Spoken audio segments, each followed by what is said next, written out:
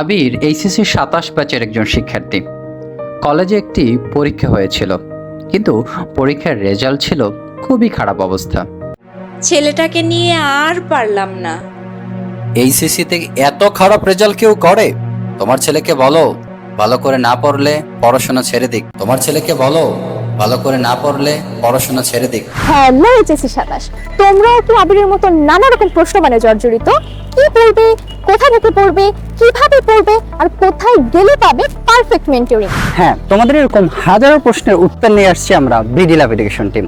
তোমাদের বাংলা, ইংরেজি, আইসিটি এই তিনটি সাবজেক্ট কিন্তু সকল শাখার জন্য কম্পালসারি। সুতরাং এই তিনটি সাবজেক্টে খারাপ করা মানে হচ্ছে পুরো এইচএসসিতে খারাপ করা। তাই তোমাদের কথা চিন্তা করে আমরা সম্পূর্ণ ঢাকা বিশ্ববিদ্যালয় পড়ুয়া মেন্টরস প্যানেল থেকে নিয়ে আসছি অনলাইন স্পেশাল কোর্স, যেখানে তোমার প্রস্তুতি নাও এ টু জেড। তোমাদের প্রস্তুতিকে সর্বোচ্চ লেভেলে নিয়ে যাওয়ার জন্য আমাদের রয়েছে প্রত্যেকটা সাবজেক্টের প্রত্যেকটা টপিকের উপরে live class, recorded class, class শেষে লেকচারের পিডিএফ শিট, সাপ্তাহিক মডেল টেস্ট এবং 24 ঘন্টা পার্সোনাল মেন্টরিং তো থাকছেই। তাই তোমাদের প্রস্তুতিটা সেরা থেকে সেরা পর্যায়ে নিয়ে যেতে আজই ভর্তি হয়ে যাও আমাদের ইভিআই কোর্সে।